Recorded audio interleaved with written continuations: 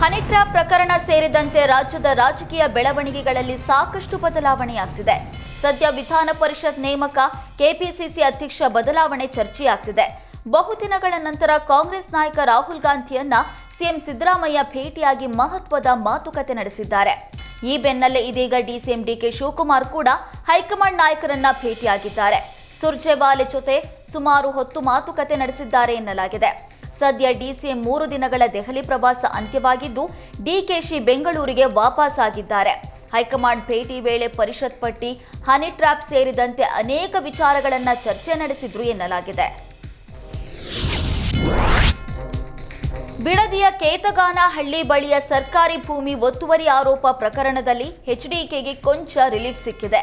ಪ್ರಕರಣದ ಮುಂದಿನ ವಿಚಾರಣೆವರೆಗೂ ಕೇಂದ್ರ ಸಚಿವ ಎಚ್ಡಿ ಕುಮಾರಸ್ವಾಮಿ ವಿರುದ್ಧ ಬಲವಂತದ ಕ್ರಮಕ್ಕೆ ಮುಂದಾಗಬಾರದು ಅಂತ ಹೈಕೋರ್ಟ್ ಮಧ್ಯಂತರ ಆದೇಶ ಹೊರಡಿಸಿದೆ.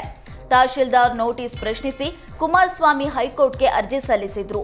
ನ್ಯಾಯಮೂರ್ತಿ ಎನ್ಎಸ್ ಸಂಜೇಗೌಡ ಅವರಿದ್ದ ಹೈಕೋರ್ಟ್ ಪೀಠದಲ್ಲಿ ವಿಚಾರಣೆ ನಡೆದಿದ್ದು, ಏಪ್ರಿಲ್ 8 ಮತ್ತೆ ವಿಚಾರಣೆ ನಡೆಯಲಿದೆ. ಸದ್ಯ ಏಪ್ರಿಲ್ 8ರವರೆಗೂ ಮಧ್ಯಂತರ ರಿಲೀಫ್ ವಿಸ್ತರಿಸಿ ಹೈಕೋರ್ಟ್ ಆದೇಶ ಹೊರಡಿಸಿದೆ. ಯೋಗೇಶ್ ಗೌಡ ಹತ್ಯೆ ಕೇಸ್ನಲ್ಲಿ ಕಾಂಗ್ರೆಸ್ ನಾಯಕ ವಿನಯ್ ಕುಲಕರ್ಣಿಗೆ ಹೈಕೋರ್ಟ್ನಲ್ಲಿ ಮತ್ತೆ ಹಿನ್ನಡೆಯಾಗಿದೆ. ಬಸವರಾಜ ಮುತ್ತಗಿ ಮಾಫಿ ಸಾಕ್ಷಿಯನ್ನ ಪ್ರಶ್ನಿಸಿ ವಿನಯ್ ಕುಲಕರ್ಣಿ ಸಲ್ಲಿಸಿದ ಅರ್ಜಿಯನ್ನ ನ್ಯಾಯಮೂರ್ತಿ ಎಂ ನಾಗಪ್ರಸನ್ನ ಪೀಠ ವಜಾಗೊಳಿಸಿದೆ. 4 ವಾರಗಳಲ್ಲಿ ಟ್ರಯಲ್ ಪೂರ್ಣಗೊಳಿಸಲು ಹೈಕೋರ್ಟ್ ಸೂಚಿಸಿದೆ. ಹೈಕೋರ್ಟ್ ಆದೇಶದಿಂದ ಇದೀಗ ಕಾಂಗ್ರೆಸ್ ಶಾಸಕ ವಿನಯ್ ಕುಲಕರ್ಣಿಗೆ ಸಂಕಷ್ಟ ಶುರುವಾಗಿದೆ. ಯೋಗೇಶ್ ಗೌಡ ಕೇಸ್ನಲ್ಲಿ ಬಸವರಾಜ ಮುತ್ತಗಿ A1 ಆರೋಪಿಯಾಗಿದ್ದು, ಕುಲಕರ್ಣಿ ವಿರುದ್ಧವೇ ಬಸವರಾಜ ಮುತ್ತಗಿ ತಿರುಗಿ ಬಿದ್ದಿದ್ದಾರೆ. ಬಿಜೆಪಿಯಿಂದ ಯತ್ನಾಳ್ ಉಚ್ಚಾಟನೆಯಿಂದ ಪಂಚಮಸಾಲಿ ಸಮುದಾಯದ ಕಿಚ್ಚು ಮತ್ತಷ್ಟು ಹೊತ್ತಿಕೊಂಡಿದೆ.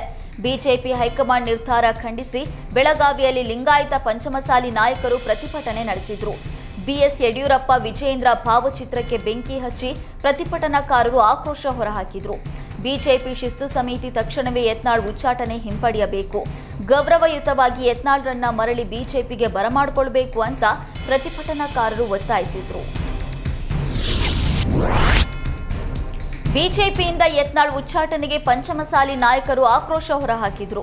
ವಿಜಯಪುರದಲ್ಲಿ ಪೂರ್ವಭಾವಿ ಸಭೆ ನಡೆಸಿದ ಮುಖಂಡರು ಬಿಜೆಪಿ ಹೈಕಮಾಂಡ್ ವಿರುದ್ಧ ಕಿಡಿಕಾರಿದ್ರು.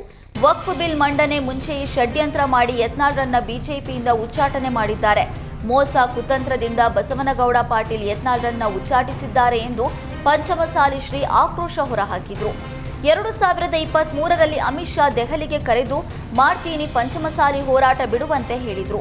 ಆದರೆ ಯತ್ನಾಳ್ ಅದಕ್ಕೆ ಒಪ್ಪದೆ ಪಂಚಮಸಾಲಿ ಸಮುದಾಯಕ್ಕೆ ನ್ಯಾಯ ಕೇಳಿದ್ರು.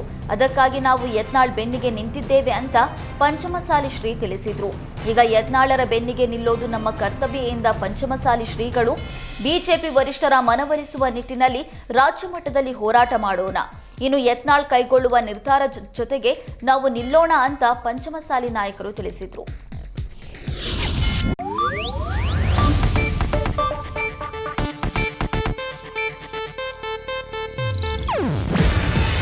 ಇದು ಏಷ್ಯಾನೆಟ್ ನ್ಯೂಸ್ ನೆಟ್ವರ್ಕ್ ಪ್ರಸ್ತುತಿ. ನೀವು ನೋಡ್ತಿದ್ದೀರಾ ಏಷ್ಯಾನೆಟ್ ಸುವರ್ಣ ನ್ಯೂಸ್.